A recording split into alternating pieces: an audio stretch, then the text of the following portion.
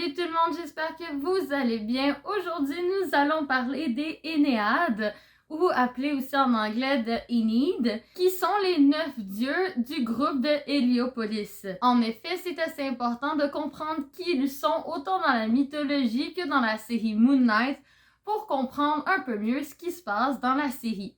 Donc, j'espère que vous êtes prêts. C'est parti! Les Énéades. Quelle est leur vraie histoire dans la série Moon Knight? En tout cas, laissez-moi vous expliquer l'histoire de la mythologie. Les Énéades sont le groupe des 9 divinités priées à Héliopolis principalement.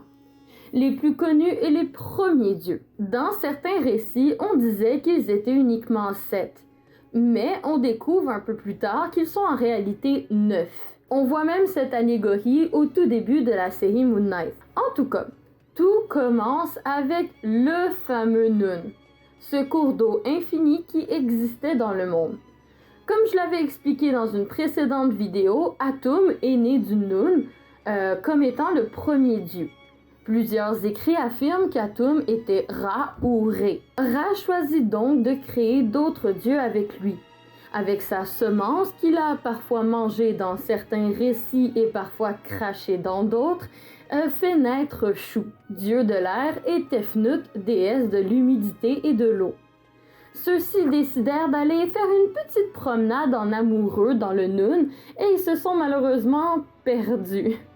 Ra était tellement triste de cette perte qu'il en pleura beaucoup. Et de ces larmes naissent les humains. Mais heureusement, plusieurs jours plus tard, il retrouva ses 2 enfants qui étaient maintenant éperdument amoureux. Les 2 firent naissance à Nut, déesse du ciel, et de Geb, dieu de la terre. Ra était si en colère que Nut et Geb étaient eux aussi amoureux. Peut-être qu'il était jaloux que lui, il n'avait personne à cette époque. Peu importe, il décida de décréter que Nut ne pourrait jamais avoir d'enfant pendant 360 jours par année. À cette époque, une année possédait uniquement 360 jours, donc vous comprendrez qu'en gros, elle ne pouvait juste jamais avoir d'enfant. Nut était très triste de cette interdiction et donc Thoth décida de faire un petit pari avec Khonshu, le dieu lunaire. Chaque fois que Khonshu perdait, il devait donner un morceau de la lumière lunaire à Nut. Khonshu perdit tellement de fois le jeu que Nut avait réussi à rassembler 5 jours complets de lumière lunaire dans son ciel, et donc permis à l'année de passer de 360 jours à 365 jours. Elle pouvait donc désormais essayer d'enfanter 5 fois par année. Et c'est ce qu'elle fit. Il fallait pas perdre de temps, voyons. Donc, elle fut très productive et enfanta 2 paires de jumeaux, Osiris et Isis, ainsi que Nephthys et Seth. Osiris et Isis symbolisaient un peu la fertilité et l'ordre, tandis que Nephthys et Seth symbolisaient la balance et le chaos.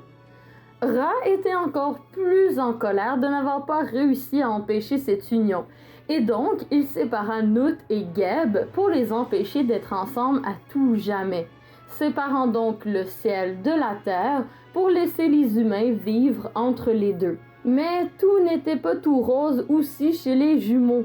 Seth était très jaloux de son frère Osiris, qui était considéré un peu comme le chef. Il décida donc de le tuer, de le décapiter en 14 morceaux et de lancer ces morceaux à travers l'Égypte tout entière. Isis, voulant retrouver l'homme qu'elle aimait, parce que oui, les paires de jumeaux sont eux aussi devenus des couples entre eux, comme les parents et les grands-parents avant eux. En tout cas, elle fit donc appel à Anubis pour l'aider après avoir retrouvé tous les morceaux d'Osiris. Anubis réussit donc à ressusciter Osiris et a ainsi créé la momification. Anubis, grâce à ce miracle, devint le dieu de l'embonnement, et Osiris, malheureusement faisant quand même partie du monde de l'au-delà, fut décrété comme chef des morts et juge du tribunal de Math, pour juger les âmes décédées avec à ses côtés Anubis, Thoth et Amit. Donc, nos 9 dieux sont Ra, Shu, Tefnut, Nut, Geb, Osiris, Isis, Nephthys et Seth. Mais parfois, nous ajoutons aussi Horus, fils d'Osiris et d'Isis, ainsi que le vieux Horus, fils de Nout et de Geb. C'est assez compliqué et farfelu tout ça, surtout que les récits ne sont pas toujours les mêmes. Dans tous les cas, la plupart du temps, ce sont toujours les mêmes dieux qui sont représentés et la transcription faite dans la série Moon Knight est quand même assez véridique. Laissez-moi vous expliquer. C'était l'histoire mythologique. Juste avant de continuer un peu plus loin, je tiens à vous dire qu'il est important de savoir que cette vidéo contient des spoilers autant de l'épisode 1, 2 et même de l'épisode 3 de la série Moon Knight. Donc si vous ne voulez pas vous faire spoiler, ne regardez pas cette partie de la vidéo parce que c'est maintenant que je vais faire un comparatif entre la mythologie ainsi que celle de la série Moon Knight. Comme vous pouvez voir, les Énéades de la MCU sont assez similaires mais un peu différents que celles qu'on voit dans la mythologie. Les dieux ne sont pas tout à fait les mêmes. Comme on peut voir, l'une des principales différences, c'est Hathor, qui est la déesse de l'amour et de la musique, qui est présente dans la série Moon Knight, versus dans la vraie mythologie où elle ne fait pas partie du groupe des Énéades.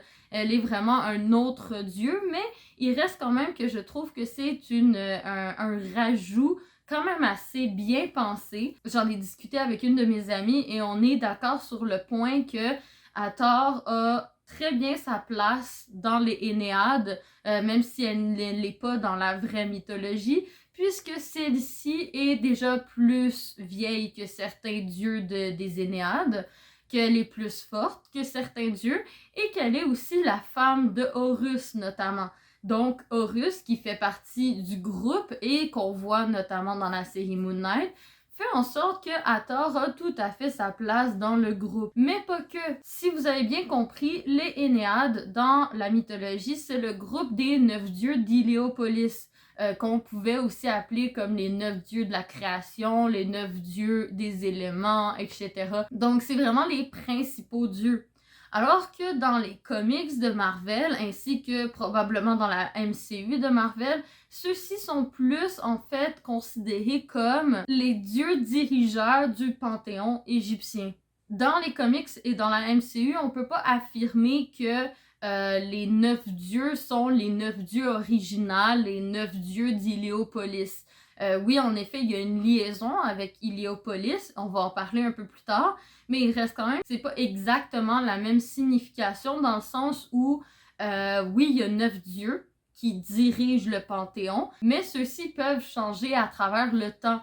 On le voit très bien et c'est expliqué dans la série que les dieux changent tout dépendant s'ils ont été bannis, s'ils ils sont pas dignes de diriger parmi les Énéades, etc. Donc, dans les comics, c'est un peu plus en tant que dirigeur plutôt qu'être les 9 principaux. Donc, ça peut changer à travers le temps, un peu comme si tu avais un membership, entre parenthèses. Donc, en gros, à travers le temps, tout dépendant déjà de un, si le dieu était digne de diriger, et de deux, si avant, quand ils étaient encore en communication avec les humains, est-ce que c'était un dieu qui était beaucoup prié d'après les humains? Est-ce que c'était un dieu qui avait beaucoup d'offrandes, etc.? On calculait sa puissance, on calculait sa popularité, on calculait qu'est-ce qu'il avait fait de bien ou de mal, etc. pour choisir qui allait être les 9 dieux dirigeurs des Énéades. Donc c'est vraiment ça la différence flagrante entre la mythologie et l'adaptation de la MCU. Ce qui, d'après moi, n'est pas une mauvaise chose. C'est une très belle adaptation de la théorie des Énéades. Je trouve que s'ils auraient vraiment suivi à la lettre la mythologie, ça aurait été un petit peu plus weird, un petit peu plus bizarre, entre parenthèses. Donc, moi, il n'y a aucun problème avec cette métaphore de groupe dirigeur au lieu d'être les 9 dieux originels de Héliopolis.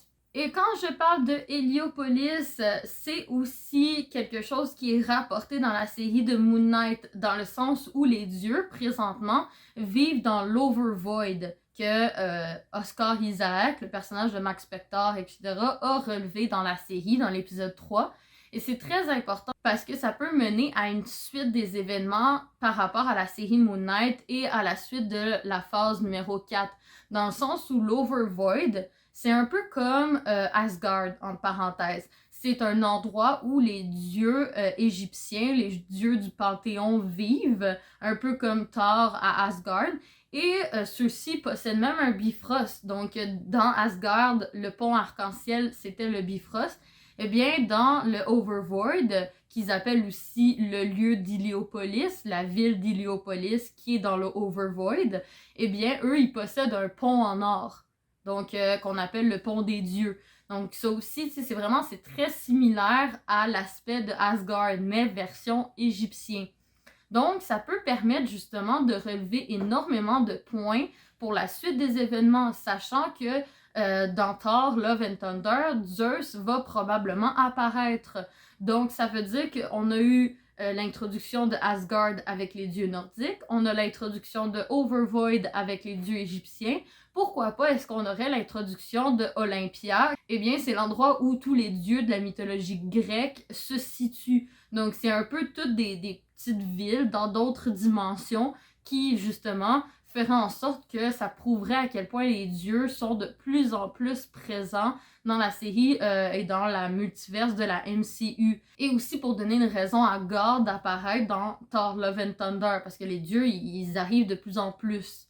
Mais pas que, les dieux arrivent de plus en plus parce que aussi les dieux égyptiens, justement, de l'Overvoid, sont reliés aussi avec les Célestes et donc reliés avec les Eternals qui ont été introduits un peu plus avant aussi. Donc on a Thor, on a Zeus qui pourrait ramener les dieux de l'Olympe, on a justement les Célestes avec les Eternals, on a les dieux de l'Égypte. Et encore un dernier point pour encore plus soutenir cette idée, c'est, rappelez-vous, dans le film de Black Panther, à un moment donné, dans l'Afterlife, Black Panther rejoint en fait le dieu Bast, qui est le dieu panthère, en parenthèse, qui est lui aussi un dieu du panthéon égyptien, et qu'on voit notamment dans la série Moon Knight. Donc, peut-être que le dieu Bast, qui était dans le film de Black Panther, fait partie des Énéades. Parce qu'en effet, dans la tour de Gizeh, quand il y a la réunion avec tous les Énéades, ou presque tous les Énéades, là, ils sont pas tous présents, on peut voir une statue du dieu Bast. Donc, est-ce que celui-ci fait partie justement des 9 dirigeurs, mais qui n'étaient juste pas présents à ce moment-là pour l'audience contre Arthur? Parce qu'on voit notamment que la salle est composée de 9 sièges, mais qu'on n'a pas toutes les personnes qui étaient présentes. Donc, ça veut dire que dans les prochains épisodes, je l'espère, on va voir un peu plus qui sont les 9... qui sont les, je pense sont 4, ouais, les 4 autres dieux qui manquaient à la réunion. Et je l'espère, Bast en fait partie. Donc la signification typographique de Énéade, qui est Énéas, justement en ancien égyptien, qui voulait dire 9, n'est pas nécessairement accurate dans la série Moon Knight, mais il reste que la transcription un peu plus moderne du groupe, suivant aussi les comics, est tout à fait acceptable et pas du tout mal pris de la communauté mythologique. En tout cas, pas pour moi et pas pour les amis que je connaisse. Pour ceux et celles qui voudraient avoir justement, notamment plus d'informations par rapport aux comics de la mythologie, je sais qu'il y a un des comics qui s'appelle, je vais juste le lire ici, Thor et Hercule Encyclopedia of Mythologica, number 1. Ça, c'est un des comics qui a le plus d'informations en général sur justement les dieux du Panthéon et les Énéades, etc., avec la liaison avec Thor et d'autres dieux. Donc, si vous voulez lire un peu plus par rapport à ça, c'est le comics parfait, un des comics parfaits pour pouvoir en apprendre davantage. Par la suite, si vous voulez avoir justement, parce que on a le nom de tous les dieux dans les comics qui ont déjà été des Énéades et qui pourraient nous donner un peu plus d'indices sur la suite des événements de la série Moon Knight, je vais vous les nommer. Alors, on a Amit, Anubis, Atum, Bast, Geb, Hathor, Horus, Isis, Khonshu, Osiris, Sekhmet, Shu, Tawaret et Tefnut. Donc ça, c'est tous les dieux qui ont déjà existé en tant qu'Énéades dans les comics de Marvel, mais comme je vous dis, ça change à travers le temps. Donc Khonshu, justement, est-ce que celui-ci avait justement été déjà un Énéade et a été banni comme on l'a spécifié dans la série? Et est-ce que c'est la même chose par rapport à Amit? Personnellement, pour moi, je trouve que Amit, je la considère pas comme une Énéade. Pour moi, je ne pense pas qu'ils vont la mettre en tant qu'Énéade, mais plutôt en tant que serviteur de Anubis. Donc moi, je pense plutôt que ça serait Anubis qui serait dans le top, justement, de Amit, et que Amit, ça serait un peu comme son animal de compagnie, entre parenthèses, un peu comme dans la mythologie en général, où Amit n'est pas nécessairement un dirigeant, mais plutôt en fait, le mangeur des âmes indignes, un peu comme un animal de compagnie, entre parenthèses. Mais théoriquement, ceux qui dirigent le tribunal, c'est Osiris, Thoth et Anubis. Plus précisément, justement, Anubis, lui, il est vraiment plus lié avec Amit. Donc, je sais pas si, justement, cette différence, est-ce que vous avez bien compris? Est-ce que j'ai bien expliqué la chose? Si oui, eh bien, tant mieux. Et j'ai hâte de voir la suite des événements. N'oubliez pas que là, pour l'instant, je parle seulement des 3 premiers épisodes et qu'à la fin de la série, je ferai une vidéo récapitulative sur vraiment tout en général, tous les personnages qu'on va avoir abordés à travers la mythologie. Donc, restez connectés, activez la petite cloche pour pouvoir voir les prochaines vidéos, parce que la prochaine vidéo, c'est celle sur Amit, justement. Donc, tout dépendant de quand est-ce que vous voyez cette vidéo, je vous souhaite une bonne fête de Pâques et je vous fais des gros bisous du Québec!